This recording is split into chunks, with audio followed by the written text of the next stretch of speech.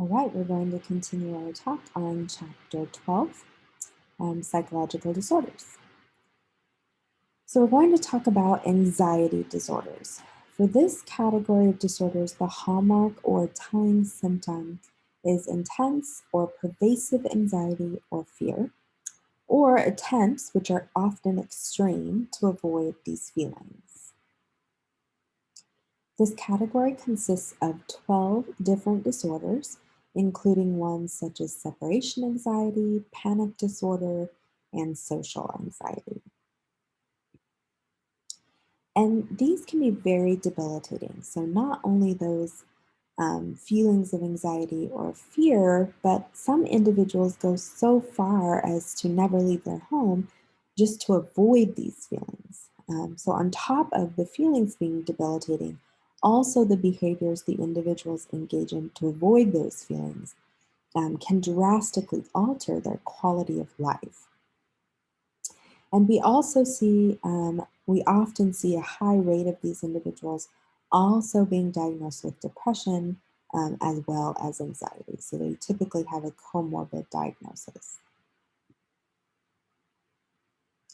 One example that falls into the category of anxiety disorder are panic disorders. These are specific disorders that involve the individual experiencing panic attacks or the individual going to extremes to avoid panic attacks. So, a panic attack is an episode where the individual will experience intense fear that is accompanied by one or more of these physical symptoms. So, things like heart palpitations, difficulty breathing, chest pain, nausea, and so on. If you have ever actually seen this happen to someone, it is pretty traumatic to see someone have a panic attack. Often these symptoms can be so severe that the individual may actually think they're dying. They genuinely cannot breathe. They have very intense chest pain, so they feel like they're having a heart attack. They may even pass out because they're unable to catch their breath or they're unable to breathe. So these can be pretty intense and can produce the person avoiding any situation that would result in a panic attack. These attacks can either be persistent, where they're recurring on a regular basis, or episodic, so they're occurring in only very specific circumstances. Now, when the attacks occur in specific circumstances, we often see the individuals drastically change certain aspects of their lives to avoid the attacks. So, for example, those with agoraphobia, they won't leave their home, right? So, most likely due to them having panic attacks in public spaces or large crowds. So, to avoid this happening, they just stop leaving their house altogether.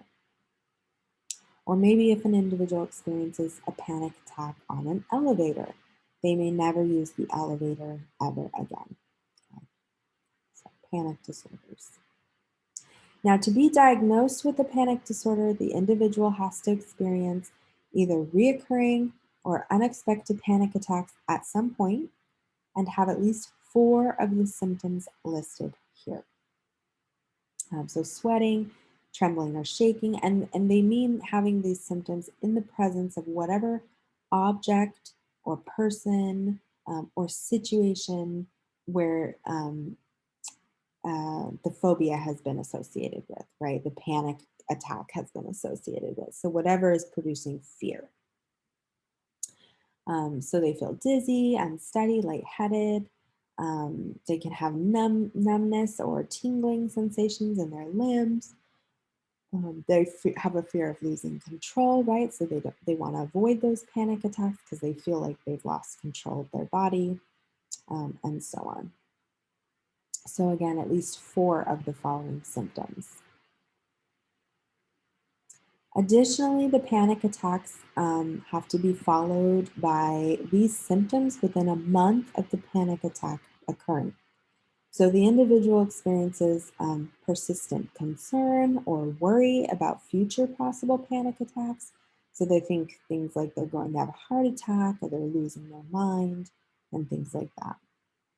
We may also see a significant change in their behavior, as I mentioned before, to avoid the attacks. Okay, so these are drastic behavior changes. These aren't just little things that they change. We're talking about, a person who refuses to ever go on an elevator ever again, even if it's a 30-story building, right? That's drastic. Never leaving their home so they don't have a panic attack in a large crowd, right? So we're talking drastic adjustments to their behavior and their lives. And these panic attacks also cannot be attributed to some other reason. So things like substance abuse or maybe another medical condition. So typically they'll run a number of tests on the individual to ensure there's no underlying medical issue going on before they're actually diagnosed with a panic disorder. Various phobias can also develop in individuals diagnosed with anxiety disorders or panic disorders. So these are irrational fears of an object, a person, or a situation. And these fears are extreme enough to impact the individual's ability to successfully function in their everyday life. From a biological standpoint, the anxiety response that one may experience with a phobia involves the same structures and processes that are responsible for your stress response. And these can be useful to a point. If you think about things like your fight or flight response, of course, this increases your chance of survival, right? If you flee when something startles you or when there's danger present, right? This is useful to your survival. However, in individuals who have phobias, these responses occur even though there may be no actual danger or threat. Okay? So there's not any real danger, yet they are still, they're, the same structures and processes are still being triggered, okay, in the presence of these stimuli that they're afraid of. There are different theories as to what structures specifically are affected for those individuals who have phobias, but we often do see an over arousal of the sympathetic nervous system in the presence of whatever stimuli the individual has a phobia of. And this system is involved in the fear response, or as I mentioned before, the fight or flight response. So when the individual sees the fearful object or event, the sympathetic nervous system sort of goes into overdrive, much like when we experience a fight or flight response when that's triggered. And the amygdala is what's often triggered in the presence of these fearful objects that are associated with the phobia. So the amygdala, again, is involved in processing fear and startle responses, as I mentioned before. So the same part is often triggered when the individual is in the presence of that object, person, or place that is associated with their phobia.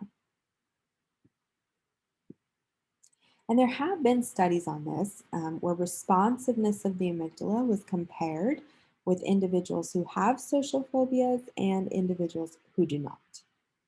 And this particular study, it was done in the late 90s, found that individuals with social phobias have more responsive amygdala, and they therefore concluded that people with more responsive amygdala are more susceptible to fear evoking stimuli. Okay, so that's sort of what they concluded from all of this. But when we're looking at this research, it's really hard to separate what comes first. And we really need to think very carefully about their conclusions. So, is it that the individuals have more responsive amygdala and are therefore more susceptible to phobias? Or is it those who are more fearful of objects then result in having a more active amygdala?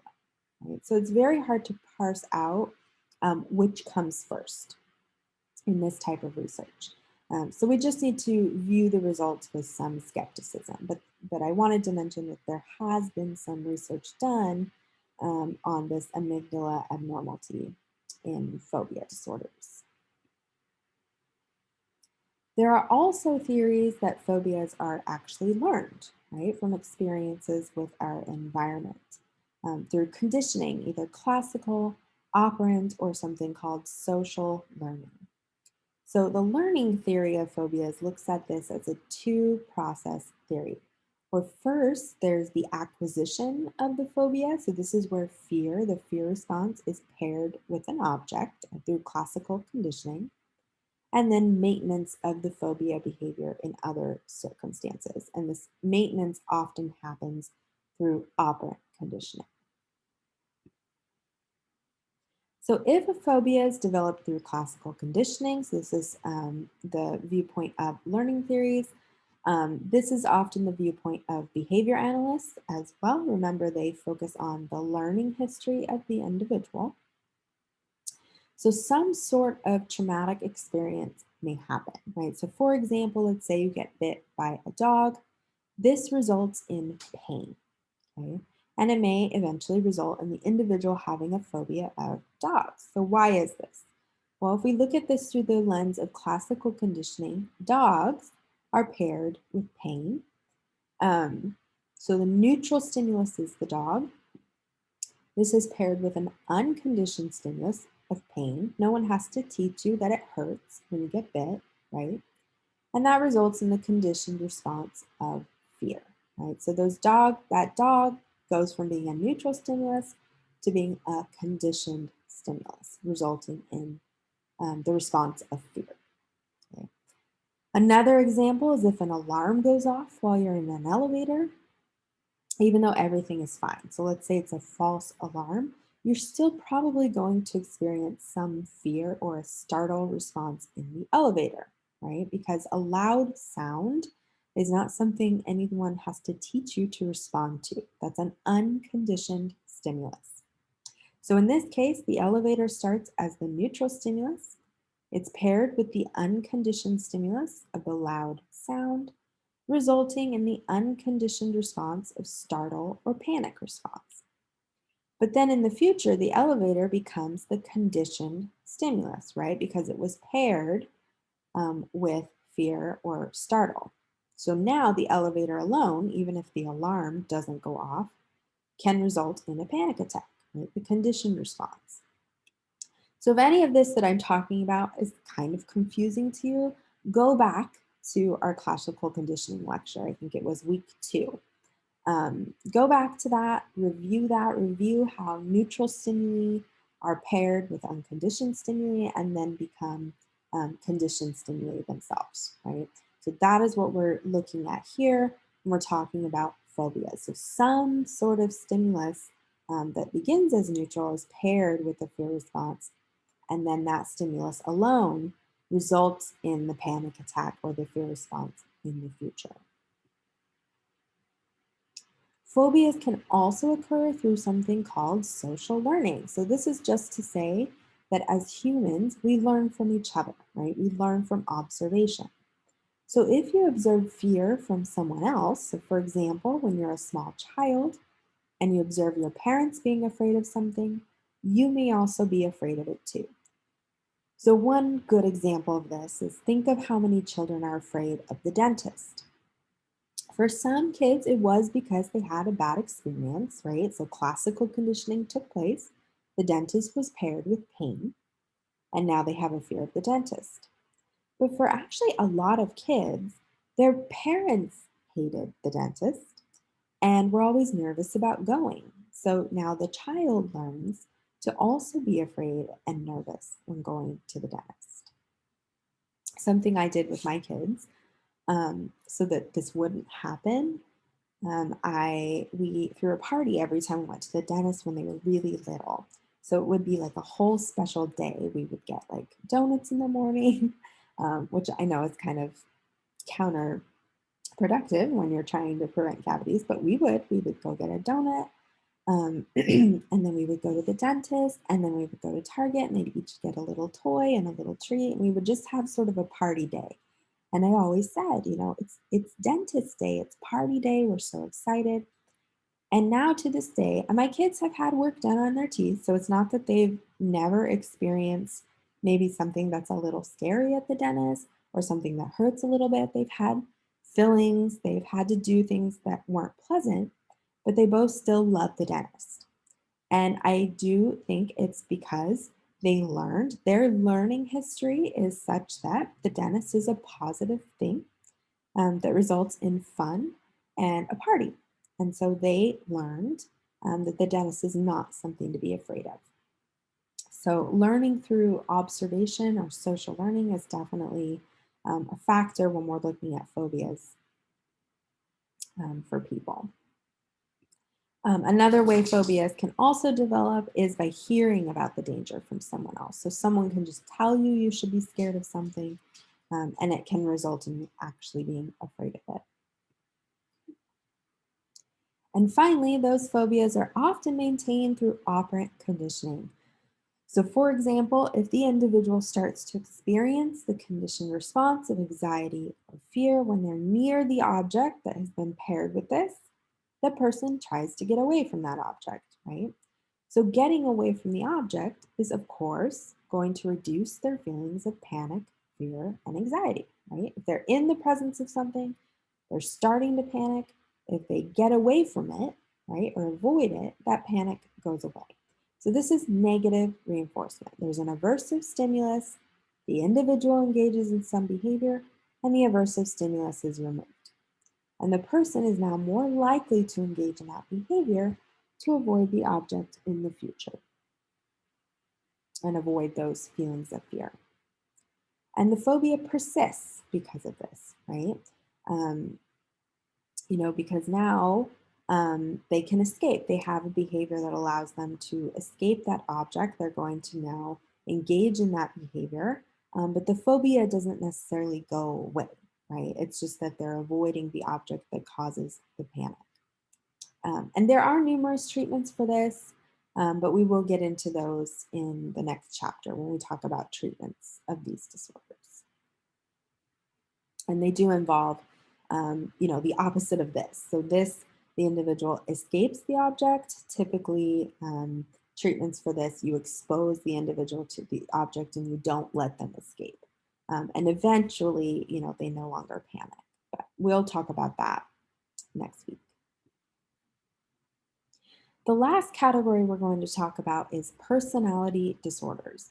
So, this is when there's an enduring pattern of inner experiences and behavior that drastically differ from the individual's expected behavior. So, what is expected of them according to their culture or their environment or society at large. These are typically pervasive and inflexible and stable over time. Now, these are sort of controversial, these disorders. I think a lot of people, when they think of personality disorders, they think of split personality. If you've ever seen the movie, I think it was in the 70s called Sybil, or maybe it's in the 80s, um, of the little girl who's abused very terribly as a child and develops all these different personalities, right? So when we think of personality disorders, we often think of that. Those are very, very, very rare. Less than 1% of the population are ever diagnosed with a split personality disorder, and it's still rather controversial as to whether or not that disorder is even a real disorder. Um, there are, arguments on both sides as to what is going on with those individuals. But those types of personality disorders are very rare, just so you know. But I think for some reason, whether it be Hollywood or the movies that are put out, those are the most well-known ones and what people think of, but they're actually, not common at all. So there are 10 different disorders that fall under the category of personality disorders in the DSM-5. So you have the paranoid, which is distrust and suspiciousness, a schizoid personality, so this is detachment from social relationships. You have things like antisocial, which is disregard for and violation of the rights of others, narcissistic personality disorder. What else? Obsessive compulsive personality disorder. So OCD falls into the personality disorders. The best known type of personality disorder is the antisocial disorder. So this is also known as the sociopathic personality disorder.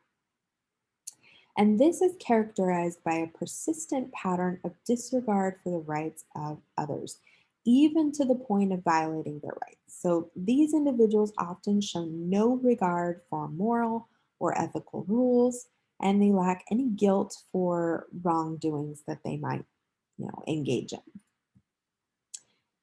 It includes symptoms such as egocentrism, impulsivity, lack of remorse, and lack of empathy.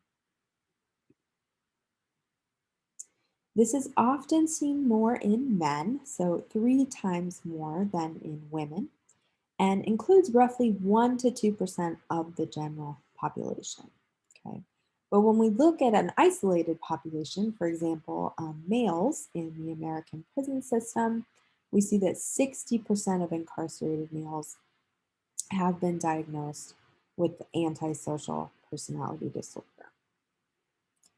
There are a few hypotheses for the causes of these disorder. From a biological standpoint, there is some evidence that demonstrates certain brain structures are altered in these individuals. So the prefrontal cortex, which controls impulsive behavior, and the amygdala, which controls emotion. Because remember, we said they have a lack of empathy, and they often engage in behaviors that are morally we would look at as being morally wrong or impulsive, but they don't sort of have that um, measure for wrongdoing, right? So they don't feel guilty about it.